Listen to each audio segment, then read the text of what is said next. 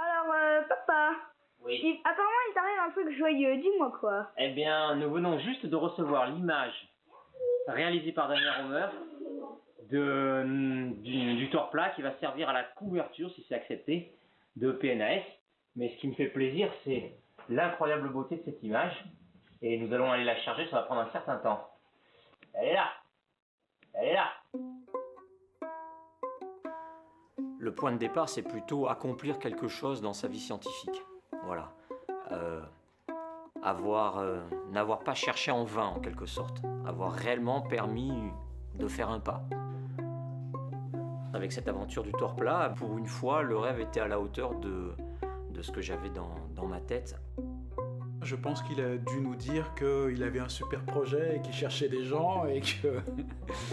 Quelque part, j'ai senti que c'était un moment qu'il fallait saisir. Voilà. Et il faut se lancer dans l'aventure. Et très vite, le courant a passé de façon extraordinaire avec Saïd, Boris et Francis. Et ça a été un plaisir extraordinaire. Dès la première année, on a beaucoup fait de maths, mais on s'est beaucoup amusé, on a beaucoup ri. Il n'était pas du tout clair que le projet aboutirait. Vincent lui-même n'en était pas convaincu. Il avait d'ailleurs peur de nous engager dedans, en se disant « Oh là là, dans quoi je les amène ?» C'était un vrai souci, c'est une tension qui est montée au fur et à mesure des années, les difficultés s'amoncelant. On n'en voyait jamais la fin. Donc les mois passaient, les semestres, les années. Et puis, certes, ça avançait, mais chaque fois qu'on faisait un pas, il y avait une nouvelle difficulté, une nouvelle falaise à franchir. On se disait, mais c'est pas possible. Moi, je l'avais commencé il y avait presque 6 ans, 6-7 ans, toi plutôt 5 ans. Et toujours pas de papier, toujours pas de résultat. Ça met quelque part sur une concrétisation. C'est vraiment, ça a dépassé toutes mes espérances, même tous mes rêves. Je pouvais pas imaginer ça, vraiment pas.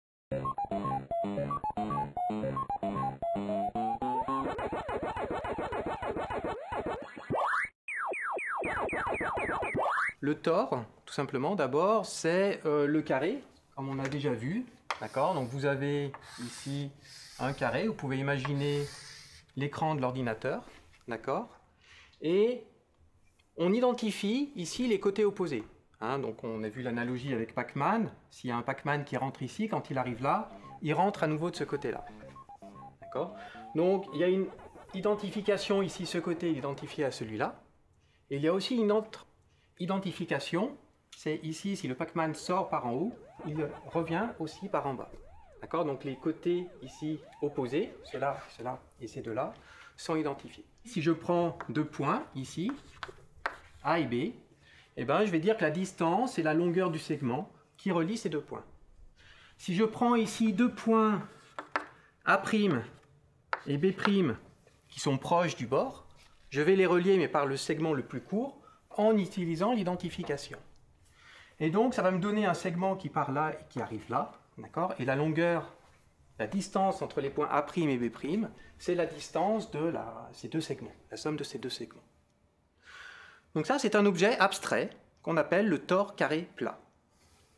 Donc le problème du plongement isométrique du tort carré plat dans l'espace de dimension 3 consiste à réaliser cet objet abstrait dans l'espace. Les principales difficultés qu'il y avait dans ce projet, c'était de marier une expertise qui était dans l'analyse géométrique théorique et du vrai calcul intensif, dur, pas forcément du tout les mêmes cultures.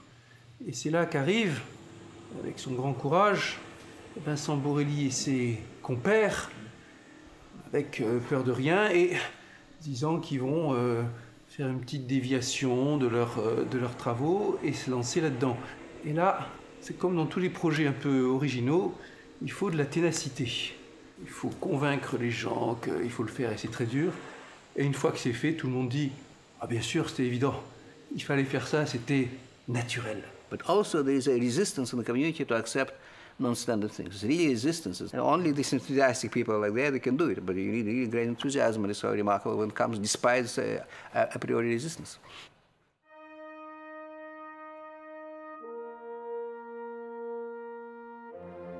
Disons que le problème, il s'inscrit dans une dynamique historique. Une des motivations de cette dynamique, c'est la cartographie. Quand on veut cartographier la Terre et qu'on la met à plat, il y a forcément des déformations de distance, donc ça nous contraint à faire des cartes qui sont nécessairement menteuses de la Terre. Vous connaissez l'origine du mot géométrie? Géométrie, mesurer la Terre.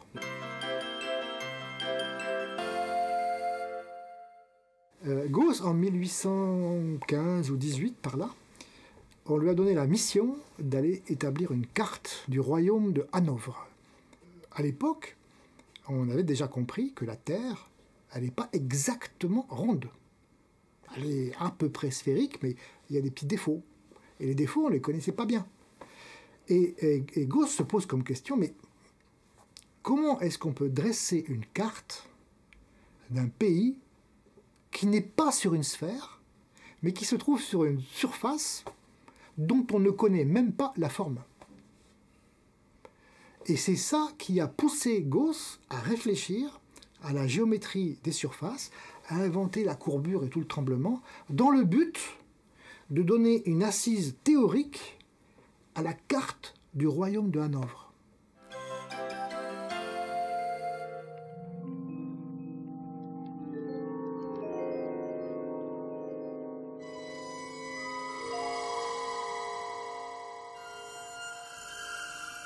Ok, les cartes sont peut-être menteuses, mais il y a une manière de corriger ce défaut qui est découvert par Gauss et par Riemann. Une forme compliquée, aussi bien une sphère, un tore, n'importe quoi, qu'on veut représenter à plat comme sur une carte. Si on la représente à plat, forcément on va avoir des distorsions de longueur. Et donc Riemann et Gauss nous disent, bah ok, vous ne les aurez pas ces distorsions de longueur si je vous donne le bon étalon de mesure à chaque point de votre carte. Et c'est ce qu'on appelle la géométrie riemannienne.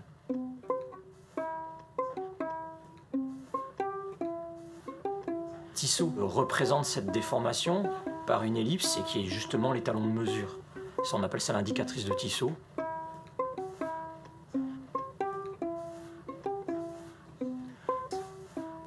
Très vite, une fois qu'on a ce nouveau point de vue, on a la question inverse qui se pose. On me donne une carte avec l'étalon de mesure partout. Est-ce que je suis capable de retrouver l'objet auquel il lui correspond? Et ce problème va résister aux mathématiciens à presque 100 ans. C'est John Nash qui va, en 54 et en 56, par 2 coups de théâtre successifs, va produire 2 théorèmes qui vont résoudre quasi complètement ce problème du plongement isométrique.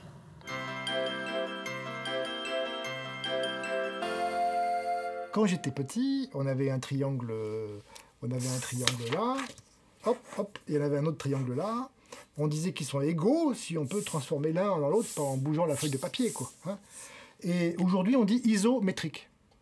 Pourquoi ça veut iso, ça veut dire même en grec, et métrique, taille, même taille, quoi. Donc, on dit que 2 triangles sont isométriques lorsqu'ils sont les mêmes. Voilà, ça c'était pour vous expliquer le mot isométrique. Et maintenant, je vais vous expliquer le mot plongement. Et puis après, je vais vous expliquer ce qu'est un plongement isométrique. D'accord, c'est pas plus bête que ça. Hein. Alors, comment est-ce que je plonge une surface? Là, c'est une surface. Comment est-ce que je oui, c'est bon. Comment est-ce que je dois plonger cette surface dans l'espace? Eh bien voilà. La surface a été plongée dans l'espace. J'ai pris la surface et je l'ai déformée. Elle a été plongée dans l'espace. Donc un plongement d'une surface dans l'espace, c'est simplement prendre une surface et la mettre dans l'espace. C'est un plongement. Bon, c'est assez clair. Alors maintenant, qu'est-ce que ça veut dire que ce plongement que je viens de faire est isométrique? Ça veut dire la chose suivante. Si je trace sur ma feuille de papier une courbe, si je m'applique à mesurer sa longueur, peut-être qu'ici ça fait, je sais pas, 18 cm. Ok. Maintenant, je prends la courbe et je plonge ma surface. Ma courbe, qui était toute simple, elle est devenue très compliquée. Je la vois même plus. Elle est comme ça dans l'espace. Eh bien, la nouvelle courbe a la même longueur qu'avant. Hein, elle a été tordue, tout ça, mais n'empêche que c'est la même courbe qu'avant. Elle a des contorsions qu'elle n'avait pas avant, mais c'est la même longueur. Donc, dans ce plongement de la feuille de papier dans l'espace, j'ai respecté les longueurs. Le plongement est isométrique. Si j'avais dessiné ma courbe sur ma feuille de caoutchouc, et si non seulement j'avais écrabouillé ma feuille, mais j'avais profité pour la tirer comme ça, ma courbe verte que j'ai tracée serait en fait beaucoup plus longue après l'étirement. Donc dans ce cas-là, j'aurais plongé ma feuille de caoutchouc de manière non isométrique.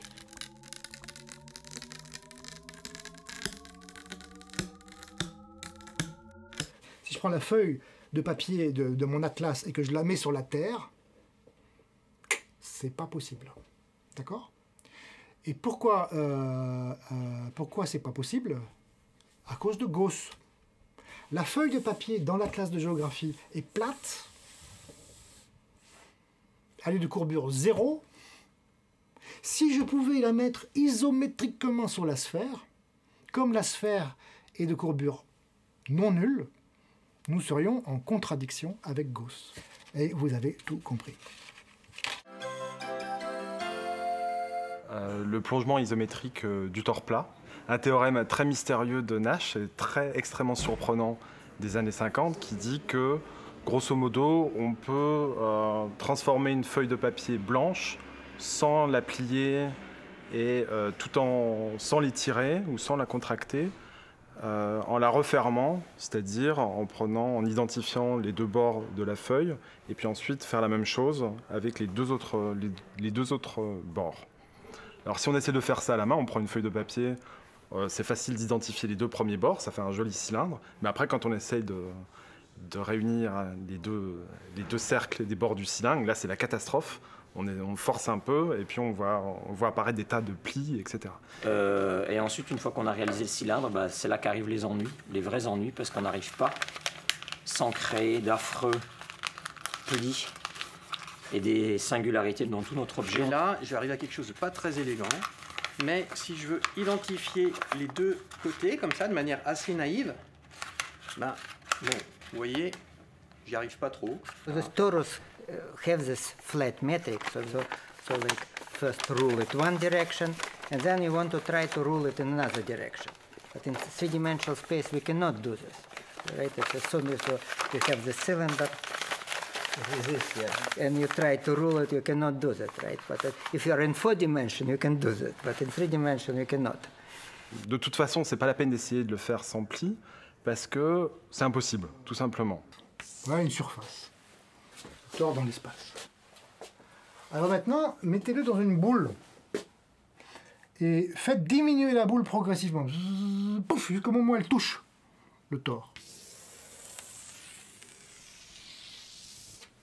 Quand elle touche le tore, elle est complètement à l'intérieur du tore. Vous voyez que la sphère qui contient le tore, elle va avoir deux courbures égales et toutes les deux positives. Donc, il va se trouver que ça va impliquer, le théorème de Gauss va entraîner que K1, K2 est positif et pas nul. Voilà, je viens de démontrer qu'un tore plat n'existe pas. Un tore plat, un tore ne peut pas être mis dans l'espace de dimension 3 en étant plat. C'est pas possible parce que c'est en contradiction avec Gauss. La chose totalement incroyable, c'est que Nash a néanmoins, malgré cette impossibilité, démontré que c'était possible. Le problème, c'est que personne n'avait vu la tête de ce tore plat, parce que toutes les façons un peu naturelles qu'on essaie de le produire, ça crée des plis, on ne voit pas du tout à quoi ça ressemble. C'est un peu comme si quelqu'un vous dit, si Nash nous avait dit « Ah, j'ai croisé un extraterrestre », vous dites « Ah, un extraterrestre, enfin il ressemble à quoi ?» Et là, Nash nous dit « Bah, j'ai oublié, je ne sais pas du tout à quoi il ressemble. » Donc on a évidemment envie de savoir s'il a des tentacules, s'il a 14 yeux, ou s'il n'a pas d'yeux du tout, s'il a des cheveux, etc. Et donc cet objet était dans une situation mathématique et même existentielle totalement absurde. On sait qu'il existe, on ne sait pas du tout à quoi il ressemble. Et c'est ça qui a été notre aiguillon. On avait envie de savoir, mais quels sont ces objets, quelles sont leurs propriétés géométriques, comment résoudre le paradoxe apparent de leur existence. Et entre l'époque de Nash, les années 50, et maintenant, en tout cas les années 2000, au moment où se passe ce projet, il y a un changement radical.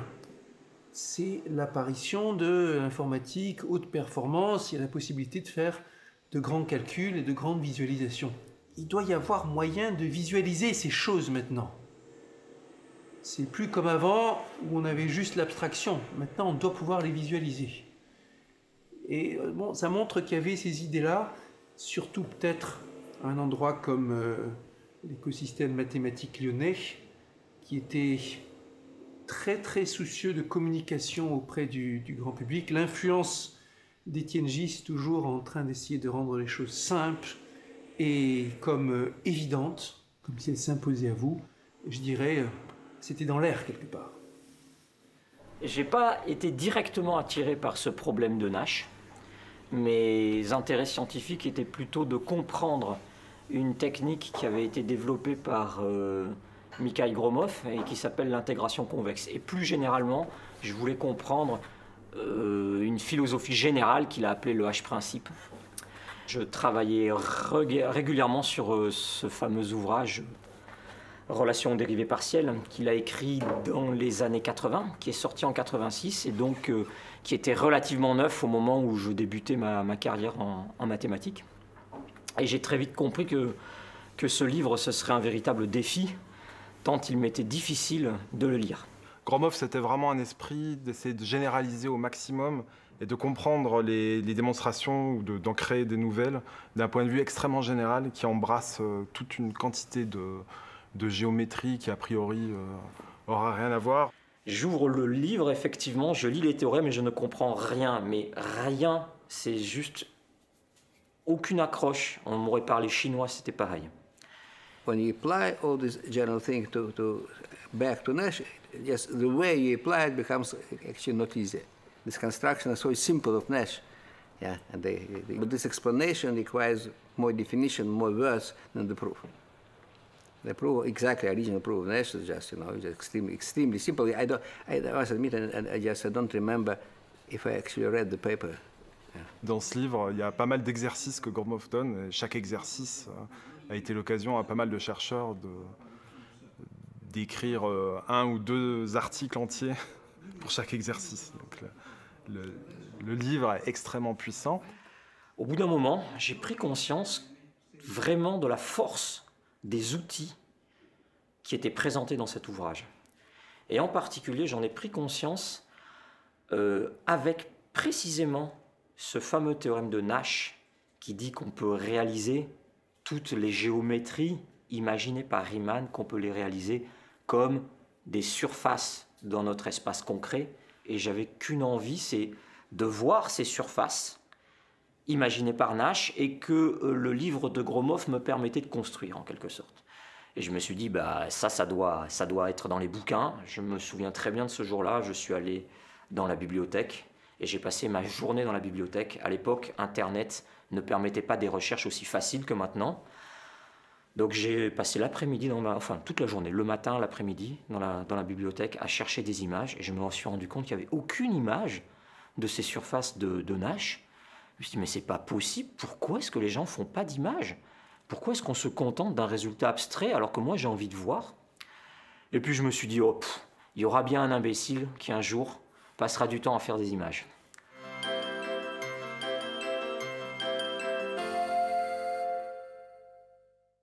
Beaucoup d'enfants ont du mal à comprendre le concept abstrait de ce qu'est une surface. C'est un truc qui n'a pas d'épaisseur. C'est quelque chose qui est uniquement bidimensionnel, hein, mais qui n'a aucune épaisseur. Et c'est l'une des raisons didactiques qui font que c'est compliqué à expliquer c'est qu'une surface.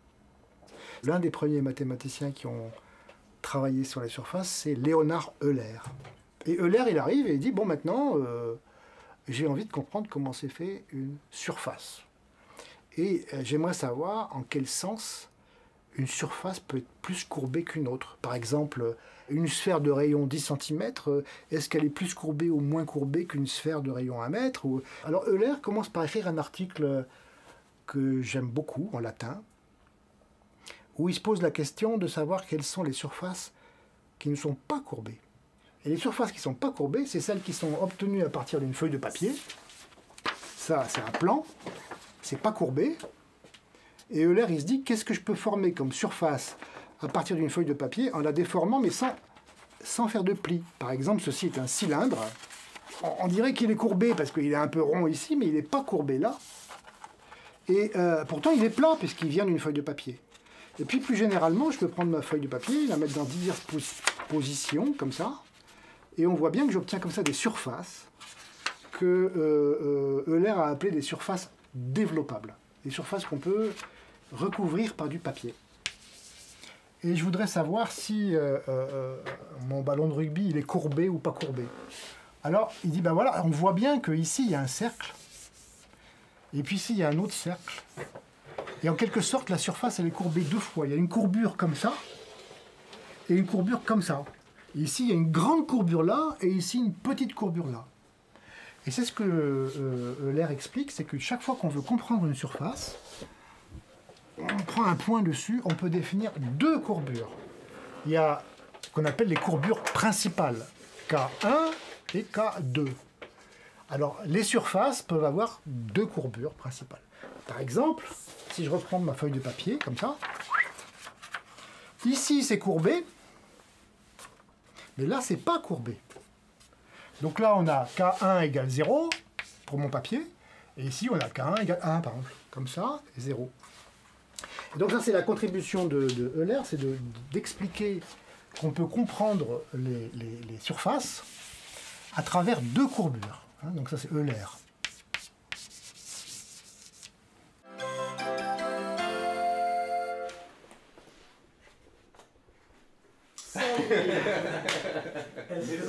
Bienvenue, mon ami. Bienvenue, on n'attendait que toi. Bon. Ça va bien? Ouais. Salut. Toi aussi, t'as coupé les cheveux. Ouais. Donc d'abord, on s'est rencontrés à l'école centrale. Et puis ensuite, on a eu chacun nos vies. Voilà, et on a eu une rencontre fortuite dans le métro en 2005. C'est là où tu m'as dit que tu avais un sujet que tu n'oserais pas donner à un thésard parce que ça mènerait à rien, mais que tu peux le tester sur moi, c'est ça. C'était l'utilisation du H-principe pour le retournement de la sphère. Voilà. J'ai une équation.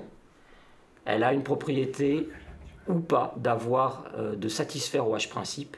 Si mon équation satisfait au H-principe, alors je suis en très bonne position pour comprendre les solutions, pour comprendre l'espace des solutions de cette équation. Une équation, ça peut avoir une solution, pas de solution, deux solutions, une infinité de solutions, des espaces continus de solutions qui vont définir des surfaces, etc. Et comprendre ces espaces de solutions est beaucoup plus facile quand l'équation satisfait à un H-principe. Le sujet à Saïd, je le propose, pourquoi? Je propose parce que maintenant on a un nouvel outil. Et on se dit, avec ce nouvel outil, comment est-ce que ça se passerait, le retournement de la sphère? Et mon objectif, c'était pas le retournement de la sphère. Mon objectif, c'était, on fait le retournement de la sphère pour s'échauffer. Ça va être l'échauffement. Quand on a fait cet échauffement, on voit comment ça s'est passé. Comment ça va se passer? Eh bien, avec Saïd, on va passer plus de 2 ans à essayer de faire ce retournement de la sphère avec l'intégration convexe, sans y arriver vraiment. On y arrivait, mais très très mal. Plutôt, on arrivait à la première étape d'un programme qui devait en comporter 4 ou 5, et il nous a fallu quasi 2 ans pour ça. Et là, c'est là qu'il a fallu changer le fusil d'épaule. Il a fallu vraiment reposer les choses à plat, et on s'est dit, qu'est-ce qu'on fait? Et on a fait 2 choses. On a abandonné l'idée de retourner la sphère. C'était pas adapté, pas en tout cas pour démarrer. On s'est rendu compte qu'on pouvait attaquer directement le problème dur. Première décision. Deuxième décision, on n'allait pas pouvoir faire ça à nous deux. C'était pas possible. C'est un peu les 3 mousquetaires, donc ils sont 4. Chacun avait ses qualités propres. Vincent, c'est le matheux pur. Boris est à la frontière entre géométrie pure et géométrie appliquée. Francis, c'est l'intellectuel de l'informatique. Bon, Boris code aussi pas mal. Et puis Saïd, qui était côté maths pur. Et chacun avait son côté à la fois donc spécialisé dans le problème, assez performant, et à la fois chacun a son côté un peu transverse.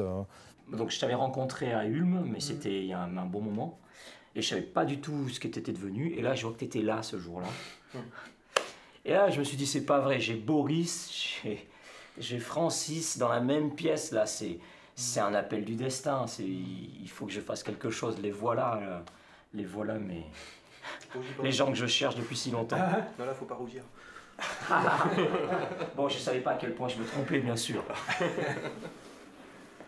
Et donc je suis venu avec ce projet en disant, écoutez, ça va être risqué. Ça, clairement, j'ai vraiment mis ça sur la table. J'ai dit, attention, ce n'est pas un projet orthogonal, ça ne va pas rentrer dans les clous, mais potentiellement à la fin, c'est peut-être le jackpot. Et le jackpot, ça serait de visualiser donc, ces objets que personne n'avait jamais vus, qui étaient un défi à l'imagination. Ces objets inventés par Nash, eh bien, on avait une technique pour y arriver et probablement suffisamment de cerveaux différents et de moyens informatiques pour aller jusqu'au bout. Donc j'ai présenté ça en disant, ben voilà, on a cette technique, on a cette voie pour y aller, peut-être qu'au milieu il y aura des trous et qu'on ne va pas aller jusqu'au bout. Est-ce que ça vous intéresse quand même? Oui, non, mais nous deux, enfin moi j'étais ouvert et dès l'instant où il s'agissait de belles mathématiques, voilà, moi j'étais prêt à m'engager, à apprendre là-dedans. Pour moi, il y a le côté un peu aventure globale et le fait que, de se sentir relativement bien avec vous sans trop vous connaître a priori. Et puis l'idée qu'on pouvait sortir à tout moment, on allait voir comment ça allait se passer en fait, c'est ça. Au début, on s'est surtout renseigné, on a tâté le terrain finalement. Et puis petit à petit, bon, on s'est pris au jeu. En fait, ça a même pris beaucoup de temps en tâtant le terrain. Ouais. C'est-à-dire pendant une année, tu nous as expliqué, et puis nous, on faisait aussi nos choses en parallèle. J'étais intéressé par le problème dès le départ, et puis le fait d'aller dans cet inconnu. Mais... Et puis il y avait le temps quand même d'intégrer les notions aussi, qui prenaient du temps tout court, parce que en tous les cas, moi, c'était pas des objets que je manipulais au quotidien. Donc, moi, je crois que ce qui m'attirait en fait là-dedans, c'est pas forcément le fait de faire l'intégration convexe, tout ça, mais c'est de se dire, on va créer quelque chose d'un peu concret, et finalement, ça va au bout. Et c'est ce côté, du coup, on va être obligé de mélanger des notions assez théoriques, mais devoir se confronter à une certaine réalité pour les réaliser. Non, c'était pour voir que ça... C'était à peu près ce qu'on attendait. Voilà, c'est plutôt le flow ici qui nous intéresse. Il y avait l'idée en un point de revenir avec un paramètre entre 0 et 1. D'accord.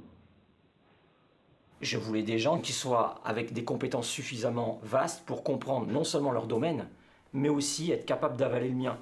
Donc ça, c'est rarissime. C'est rarissime.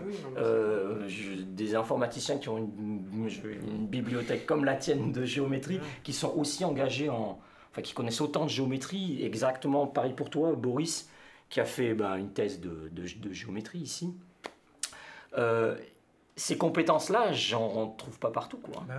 Mais en fait, tout s'auto-nourrit là-dedans. C'est que on met tous les mains à différents degrés, mais surtout les aspects. C'est-à-dire qu'on ne peut pas programmer ou concevoir le calcul si on n'a pas compris comment c'est. Et inversement, on discutait tous ensemble du côté algorithmique. Et des fois, d'ailleurs, il y a certaines parties d'algorithmes qui ont fait changer la théorie, qui ont fait revoir les formules, et tout ça,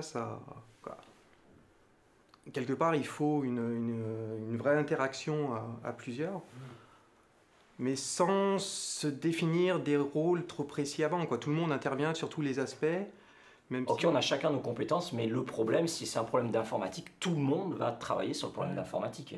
Si c'est un problème de géométrie, tout le monde travaille dessus. C'est pas, tiens, c'est toi le géomètre, c'est toi l'informaticien, c'est pas du tout comme ça que ça fonctionnait. Et le retour était très important. Après, les compétences de chacun, elles interviennent plutôt pour dire ce qui est faisable ou pas. C'est pas tant pour résoudre le problème que de dire ça, ok, du point de vue de l'informatique, du point de vue de la programmation, du point de vue numérique, on sait que ça devrait être faisable. Ok, ça sera beaucoup de travail, il y aura beaucoup de détails à régler, à résoudre, mais au bout du compte, on devrait finir par y arriver. Et ça, c'est extrêmement important, c'est peut-être le plus important.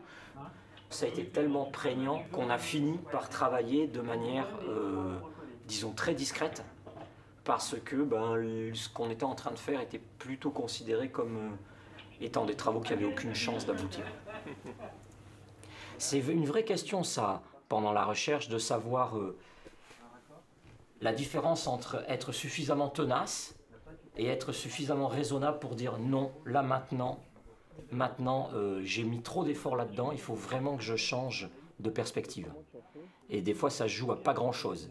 On se forçait à avoir un rythme relativement régulier, sachant qu'il pouvait pas avoir des périodes où tout le monde est occupé et d'autres périodes où on en fait beaucoup. Mais effectivement, une fois tous les 15 jours me paraît une bonne moyenne. Oui, puis c'est un moment où on était tous vraiment à fond, justement, sur là-dessus. Donc, du coup, mis à part les autres charges, sur le côté recherche, on était vraiment très impliqués là-dedans. Ah oui, effectivement. Donc c'est vraiment tous les jours, mais... Ouais. Ce qui a pris la tête, c'est la longueur. Ce qui est, à un moment, on voulait que ça se conclue, que ça se termine, et en fait, à chaque fois, il y avait des problèmes qui réapparaissaient. Bien sûr, après coup, on se dit c'était super, c'est naturel, et voilà. Et puis on a ces images, des magnifiques fractales lisses qu'on peut montrer partout. Mais sur le coup, sur le champ, les gens disaient pas ça. On disait, moi, ce projet est un peu bizarre, qu'est-ce qui peut en sortir d'intéressant? C'était un projet multiple et pluridisciplinaire entre mathématiques, informatique, visualisation. Qui sait ce qui allait en sortir?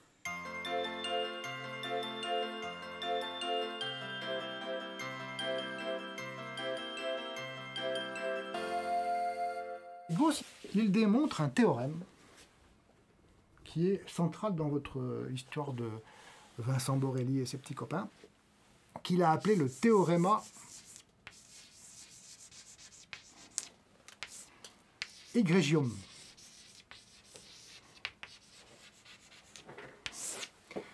Egregium en latin, ça veut dire remarquable.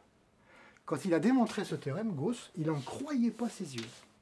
Il ne croyait pas ce qu'il avait démontré. Je le fais, mais pourtant je le crois, mais voilà. Il était vraiment tellement émerveillé qu'il a appelé ça egregium. Alors voici le théorème. Prenez une surface dans l'espace. Regardez ces deux courbures, K1, K2. Et puis la surface, vous la déformez. Hein, vous l'avez réalisée en carton ou en papier mâché ou je ne sais quoi. Et puis vous la bougez comme ça. Maintenant, vous avez une autre surface. Et cette nouvelle surface a deux nouvelles courbures. On va dire C1 et C2. Alors bien sûr, ça a changé. Par exemple ici, les deux courbures sont égales à 0. Et quand je fais ça, il y en a une qui est égale à 0 et l'autre qui n'est pas égale à 0. Eh bien, Gauss démontre, alors encore une fois c'est vraiment un truc magnifique, c'est que quand on passe de là à là, les courbures changent, mais le produit des deux courbures, K1 et K2, ne change pas. Et ce nombre, on l'appelle aujourd'hui la courbure de Gauss. Courbure de Gauss.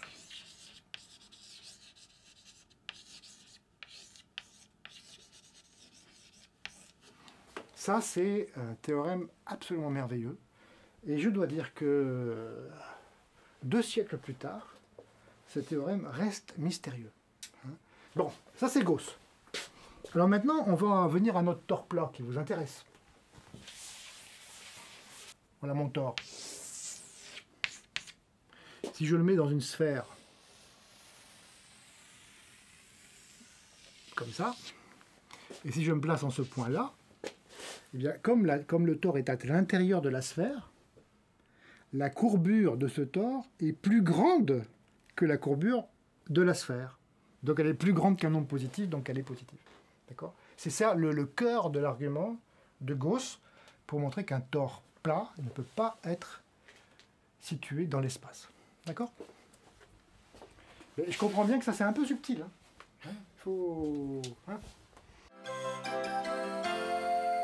Alors, quand tu dis sur la grille, c'est sur la grille... Sur la nouvelle grille. Sur le carré. Pas sur le carré. Si, sur le carré. Pour l'instant, on est sur le carré, ouais. Là, les calculs qui sont là. Juste R, Z, N alpha sur le carré. D'accord. Et après, il y a le calcul du flot. Au niveau des grandes étapes, ça donne ça. Ils ont dans une direction donnée. Quelque part, il y a une direction donnée. Ouais. Ah ouais. On a ces... ça va trop vite pour moi. Ok. Précalcul sur la grille du tore Zn alpha. Oui. Flow, ça veut dire que tu vas calculer quanti Y là. Dans les à 2. Oui. Oui. Bon, essentiellement ça, tu vas faire appel à ton... Calcule le flot en ST. Ouais. Tu fais appel à ton intégrateur. Là. Ça, c'est dans la base, par exemple, des 2, des 3. D'accord. Et après, alors comment tu fais ça là? Comment on fait quoi? L'intégration convexe. L'intégration convexe. C'est un sujet dans lequel, d'une part, on sait faire les démonstrations, mais il reste des questions ouvertes, très simples, fondamentales, rageantes. Et Vincent Borelli, pointé du doigt, avec un mélange de malin plaisir et de désarroi, toutes ces questions très simples, qui semblaient naturelles dans les démonstrations et qu'on ne savait pas résoudre. L'idée, ça va être de partir d'une forme qui ne préserve pas les longueurs des courbes, mais qui les raccourcit. C'est-à-dire qu'on va partir d'un petit modèle du tore, tel que chaque point ici correspond à un point sur cette surface, et puis la distance sur la surface, c'est-à-dire la plus petite courbe qui les relie sur la surface, eh bien sa longueur est beaucoup plus petite, ou plus petite, disons, que la longueur calculée ici dans le carré. C'est ça l'idée de base. Partant de là, comment faire pour rallonger toutes les courbes pour qu'elles aient à la fin la longueur qu'elles doivent avoir ici? Comment on va faire ça? Eh bien, l'idée toute bête, c'est d'aller couvrir notre objet d'une famille de courbes. Elles correspondent à certaines courbes, donc on connaît leur longueur, et là, elles n'ont pas la bonne, elles sont trop courtes.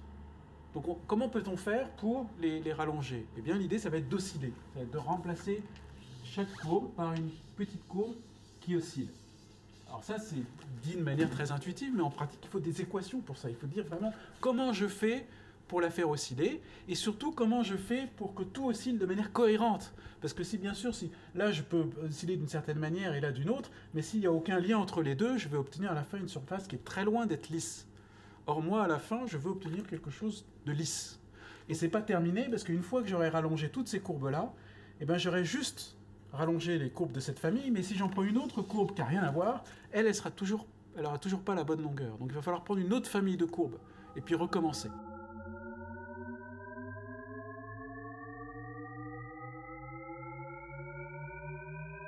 On commence à entrevoir les difficultés qu'il va y avoir, là où il faut trouver des bons procédés, là où il y a des équations qui vont intervenir, mais elles ne sont pas données au départ.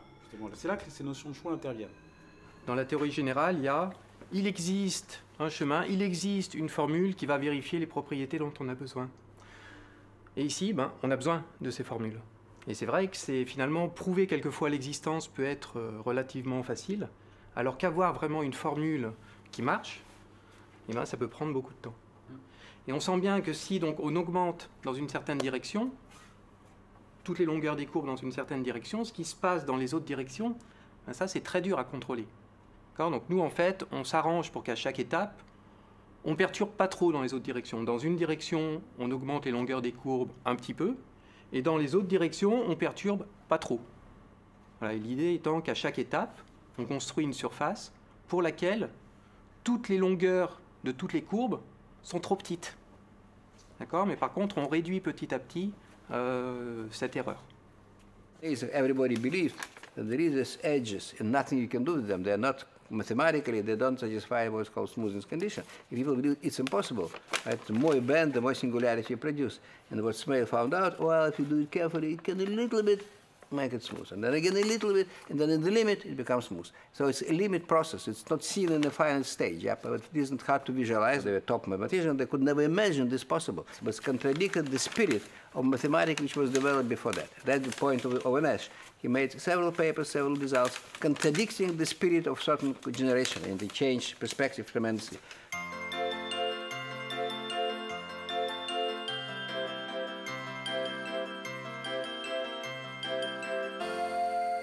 Quand on a un théorème, il y a toujours des hypothèses. Et les hypothèses, elles sont parfois un peu cachées. Et quelquefois, on les écrit même pas tellement elles sont implicites. C'est tellement évident pour celui qui écrit le théorème qu'il y a des telles hypothèses qu'il ne l'écrit pas. Et c'est ce qui s'est passé avec Gauss. Gauss, dans son théorème qui dit qu'un tore plat ne peut pas être dans l'espace, c'est pas qu'il a triché, Mais il y avait une hypothèse qui était implicite chez lui, et cette hypothèse, elle va être rompue dans l'approche de Nash. Alors l'hypothèse, c'est une hypothèse de régularité.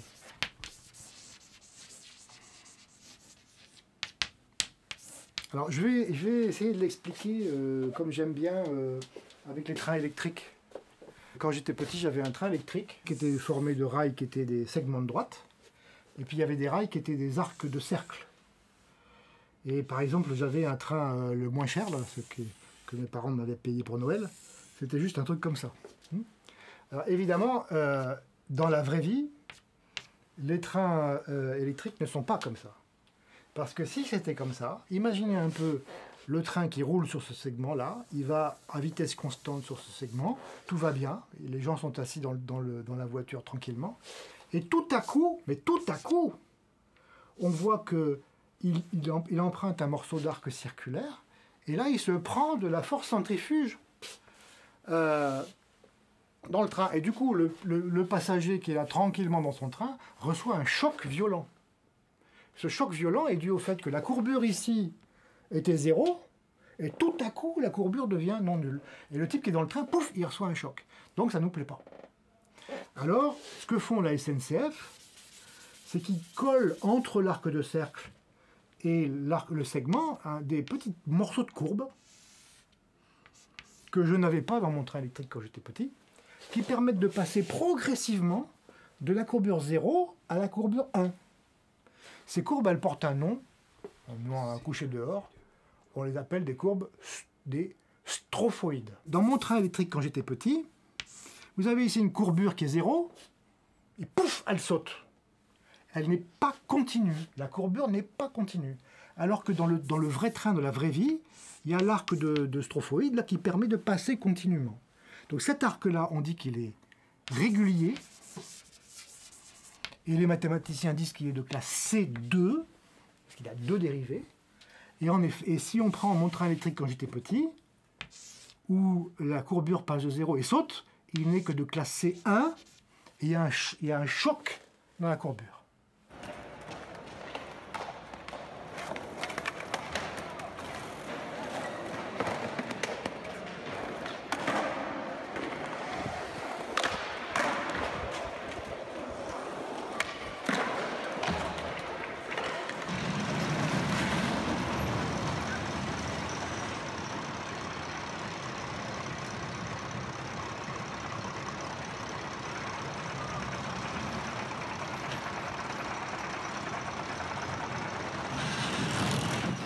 Eh bien, c'est là qu'est l'hypothèse que faisait Gauss. Gauss supposait implicitement, sans rien dire à personne, mais ce n'était pas un menteur, c'est parce qu'il n'y pensait même pas, il pensait que les surfaces dont il parlait étaient des surfaces régulières de classe C2.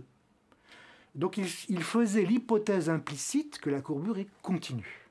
Et c'est sous cette hypothèse qu'il a démontré son théorème qu'on ne peut pas avoir un tore plat. Donc le théorème de Gauss précisé, c'est « il n'existe pas de tore plat dans l'espace » qui soit régulier.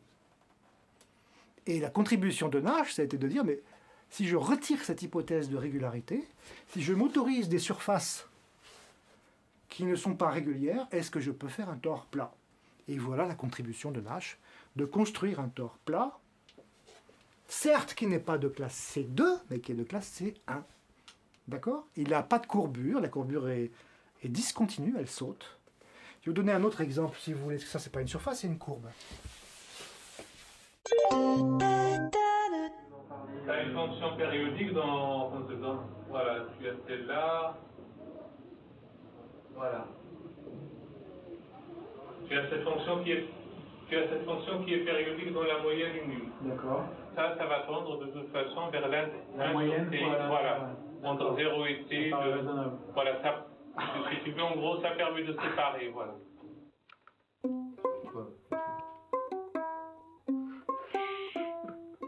Les deux cachotiers.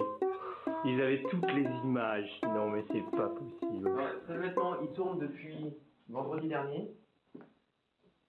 Mais on a mis du temps quand même pour des détails. Ouais. Ah, dommage, là, je peux pas avoir d'image. On peut pas avoir d'image, là, tu peux pas mettre une image ancienne par hasard? Ah bah si, vas-y, une image que t'as déjà. Attends. Oh là là. Non. Ah là là là là là là là là. C'est pas beau ça. T'en as une autre? Ouais. Alors. Ouais, celle-là elle est pas mal. Non mais vraiment, vraiment, mais c'est magnifique, c'est fabuleux, mais. Oh là là là là là là là là. Trop bien, comme dirait ma fille. La plus grande. Oh, la Claire aussi, elle dit trop bien. Terminé la deuxième, il manque la troisième. Ah ben non. Donc là, c'est un truc en direct, en fait. Ouais. Il reste plus qu'une direction, on pourra la visualiser. On va directement à la troisième. Hein, J'ai été tenu au courant au fur et à mesure des déboires. Ah, le jour où tout a planté parce que les capacités de la machine ne sont pas du tout assez grandes pour soutenir toute la mémoire. Le jour où il découvre une simplification qui est tellement grosse qu'il ne peut même pas croire que c'est possible. Le jour où ils ont réussi à décrocher un financement. Le jour où les premières images apparaissent. Et quand ils se disent aussi, oh là là, là c'est de l'or ce qu'on a, il ne faut surtout pas les divulguer, les images, il faut attendre avant de bien raffiner la résolution et de voir tout ça. C'était une vraie aventure. C'est la toute première image que nous avons obtenue par application de la méthode de l'intégration convexe. Alors très exactement, ce qu'on a là, c'est une image intermédiaire, c'est-à-dire que la méthode d'intégration convexe a été appliquée 2 fois. On était très heureux, très fébrile à la réception de cette image, et ce qu'on y voyait nous rassurait. On y voyait des structures en amande, et ces structures en amande, elles présentent des zones très plates, ce qui est complètement attendu si on veut visualiser un tore plat, et puis également des structures qui ont envie des zones qui ont envie de se plier. Et ces zones qui ont envie de se plier, elles ne se plient pas tout à fait. Elles forment des renflements, des parties extrêmement courbées. Et ces parties extrêmement courbées, là aussi, elles étaient attendues pour des questions de perte de régularité. Donc on était complètement rassurés avec cet objet, et pourtant nous faisions fausse route. Comment on s'en est aperçu? Tout simplement parce qu'on a été incapable d'empiler une intégration convexe supplémentaire. Là, les mathématiques résistaient, refusaient de rajouter une intégration convexe supplémentaire, ce qui nous signifiait qu'on n'était pas dans la bonne direction. Il y a vraiment un saut conceptuel entre savoir que je peux choisir ces chemins et les choisir explicitement et les choisir de façon à ce que ça soit ensuite applicable pour toutes les autres étapes. Et c'est d'autant plus difficile à choisir qu'on ne sait pas où on va. On ne sait pas la forme de l'objet, justement. Cet objet, il a une régularité qui est tout à fait paradoxale. On ne comprend pas vers où on va. Et il faudrait faire le choix en amont pour aller vers cet endroit-là sans se tromper. Et c'est ça qui est délicat. Et évidemment, on s'est trompé. Et on a mis pas mal de temps à faire l'étape 1. Choisir des chemins. Une fois qu'on avait l'étape 1, d'autres difficultés mathématiques arrivent. Est-ce que le procédé de Gromov est un procédé dit itératif? Ça signifie que vous construisez par une infinité d'étapes votre objet. Donc vous prenez votre objet, vous lui appliquez quelque chose, hop, encore quelque chose, une infinité de fois. Eh bien, une fois qu'on a franchi la première étape, on s'est rendu compte qu'on ne franchissait pas la deuxième étape, qui soi-disant était la même que la première à une autre échelle. Comment ça se fait? Et ainsi de suite. Donc chaque fois qu'on avançait dans ce problème, on se rendait compte que ce qui nous semblait facile sur le papier, ce qui mathématiquement s'écrit en 2 lignes, quand on veut le réaliser concrètement, eh bien, pour des raisons qu'on ne comprenait pas à l'époque, mais que maintenant on comprend, ça ne fonctionnait pas. Et voici l'essai qui va nous permettre de passer ce fameux cap. 3 intégrations convexes successives. On s'aperçoit tout de suite que la surface, elle est beaucoup plus ordonnée, beaucoup moins tourmentée. On a quelque chose qui a une structure qui visuellement est bien homogène. Moi, ça m'évoque comme un chandail. Et quand on va regarder de près ce qui se passe, cette fois, notre structure, elle s'ordonne d'une manière parfaite. Et quand on est arrivé à cette image-là, on était vraiment relativement confiant. On s'est dit, là maintenant, on a de la structure, on a de bonnes raisons de penser qu'on est dans la bonne voie, qu'on est en train de suivre le bon chemin.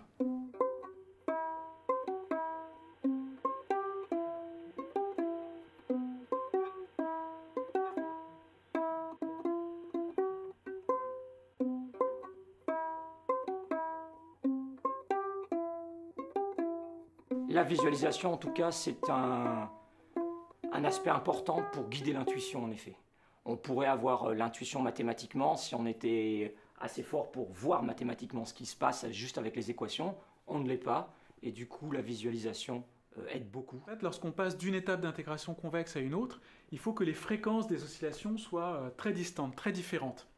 Alors sur cette image, on voit que effectivement, on a choisi des fréquences très différentes. On a une première oscillation qu'on peut imaginer ici comme des grandes vagues qui est assez faible. On a une fréquence qui est relativement petite. Et puis viennent s'ajouter une deuxième étape d'intégration convexe qui déforme la surface selon une deuxième vague d'oscillation avec une plus grande fréquence. À ce niveau-là, on ne savait pas encore quels étaient les bons paramètres et on a affiché l'erreur à une surface idéale. Donc une surface idéale serait une surface isométrique au tore carré plat, dans laquelle chaque petite maille ici devrait être précisément carrée. On a appliqué cette méthode de manière locale, parce que la technique d'intégration convexe demande des fréquences qui augmentent environ 10 fois à chaque étape. Ce qui signifie aussi avoir un maillage qui est 100 fois plus grand à chaque étape. Donc on voit bien les limites de la méthode, on ne va pas pouvoir le faire beaucoup de fois, parce qu'on dépasse vite les capacités des ordinateurs. Parce que dans Surcharge Online, il y a du zoo, zoo intégration type. Mais zoo intégration type, c'est nécessaire pour le programme zoo. Ouais. Ils ne sont pas appelés. A priori, je me souviens très bien les premières images qu'il nous a produites, je les avais trouvées mais juste extraordinaires. Et je me suis dit, ce type-là, il me le faut. Je le veux dans l'équipe. J'étais voisin de bureau de Boris à l'époque où je faisais ma thèse dans le domaine de l'informatique graphique. Moi j'étais plus sur le côté manipulation de modèles 3D, visualisation de modèles 3D. Boris était plus sur le côté mathématique et il me parlait régulièrement en fait, de ce projet de tore plat qui avançait. Et on avait échangé par moments, je lui avais fait des images, on avait échangé sur ce qu'il était possible de faire. Une fois que le tore plat, la partie théorique on va dire, avait été fondée avec une première implémentation et des données qui étaient sorties, il se trouvait que l'équipe EVA avait un problème, encore une fois, enfin, avait un souci pour sortir des images, pour avoir des images de bonne qualité, pour illustrer en fait ce tore. Ils avaient les données, mais ils n'arrivaient pas à avoir des images de bonne qualité.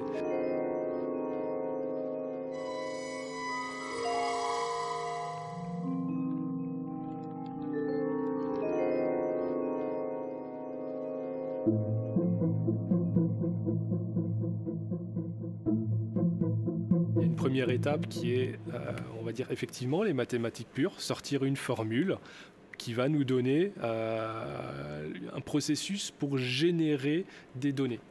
Ensuite, il y a une deuxième étape qui est la partie code, c'est-à-dire comment est-ce qu'on va mettre en place cette formule dans un code qui va être exécuté par une machine, et cette machine elle va ressortir un ensemble de données, ce qu'on va appeler des sommets. En fait ça va être des points dans l'espace qui vont décrire la géométrie de l'objet. Ensuite, une fois qu'on a ce fichier de géométrie, il manque encore une troisième étape qui est l'interprétation de cette géométrie vers une image 2D, donc un ensemble de pixels colorés qui va nous donner vraiment cette représentation visuelle de l'image. En haut à gauche, sur la première et deuxième, en fait sur toutes les traînées un petit peu, il y a comme un truc horizontal, ouais. Ça là. Ah, ouais. Non? Non, mais c'est partout. C'est normal. C'est normal ça. Je sais pas, j'ai du mal. Oui, effectivement, ce que dit Boris, c'est que si tu regardes les. Non, peut-être que c'est normal. Les grosses. Les vaguelettes à l'échelle où elles sont. Ah, c'est peut-être de la réflexion. Un peu horizontale. Mais oui, je pense que c'est de la réflexion d'au-dessus. Oui, il y a de la réflexion. Y a ce truc-là est normal en fait. Il y en a partout, ouais. Enfin, pas partout, mais. C'est dû à la réflexion. Ouais. Ah, il m'a fait bizarre, mais en fait, c'est normal. Non, super. Normal, ouais. Non, là où il y a des artefacts, c'est sur les grosses corrugations. Ouais. Entre les grosses corrugations, tu vas avoir une ligne blanche de démarcation. Que je vois, ouais. Le strip. Hein. Ouais, mais ça vient de quoi, ça? Bah, c'est dû que si tu regardes les strips, les uns par rapport aux autres, il y en a un qui a un fond tout blanc et l'autre qui... Tu vois, quand il y a la grosse corrugation, ça tombe sur un fond qui est tout blanc, tout clair. Donc le lien, la transition entre cette grosse corrugation n'est pas lisse par rapport à celle qu'on voit sur le fond. Ben, ah oui, alors peut-être on parle pas.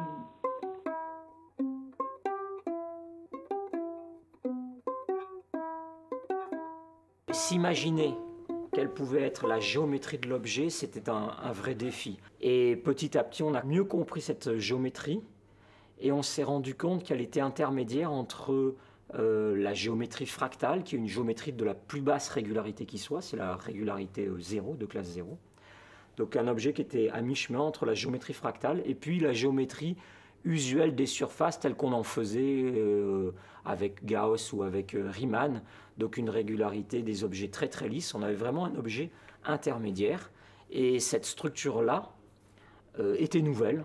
On avait une façon de passer en quelque sorte continuellement d'un objet fractal à un objet lisse et on a commencé à s'intéresser à comprendre cette structure, à la décrire et à la nommer. On l'a appelé C1 fractal et puis c'est devenu fractal lisse. Alors en fait, il y a là un paradoxe, d'accord, dans la terminologie fractale lisse. Dans une fractale classique, un objet fractal, l'objet n'est pas lisse et n'est pas de classe C1. Quand vous zoomez, justement, vous voyez toujours des formes et l'objet ne s'aplatit pas. Alors, nous, sur l'objet que l'on a créé, justement, quand on zoome dans l'objet, on voit qu'à chaque échelle, il y a des oscillations. Donc il y a un même motif qui se répète. Donc il y a là vraiment un paradoxe, d'accord? On a un objet qui a un comportement fractal, mais qui est lisse, alors qu'a priori, ce n'est pas possible d'avoir les deux. Alors on a traduit, si vous voulez, cette propriété par un théorème, un résultat mathématique, qui vous dit en fait que le comportement fractal n'est pas directement sur la géométrie de cet objet, de cette surface, mais sur sa normale. Alors, la normale à la surface, c'est une direction qui est perpendiculaire à la surface.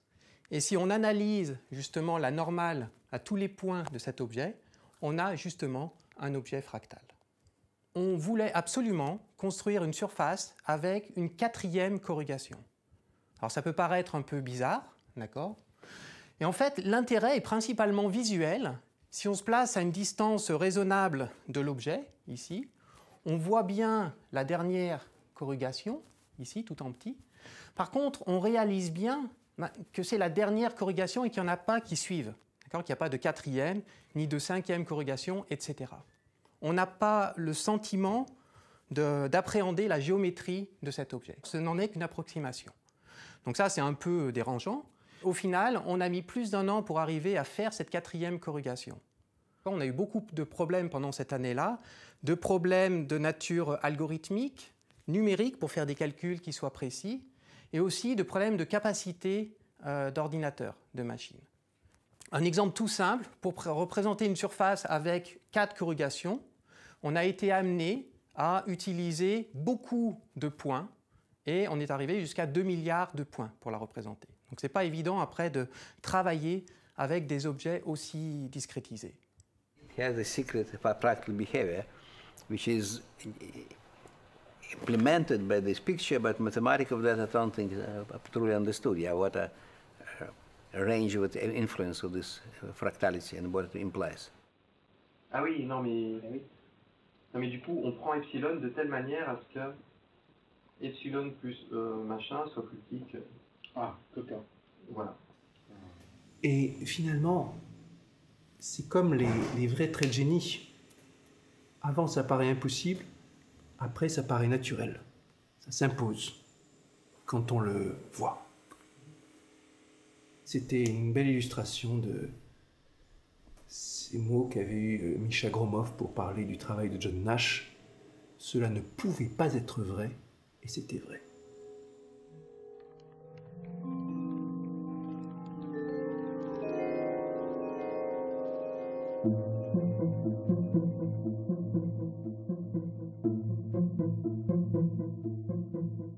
Quelque part, c'est-à-dire que tu l'avais déjà copié.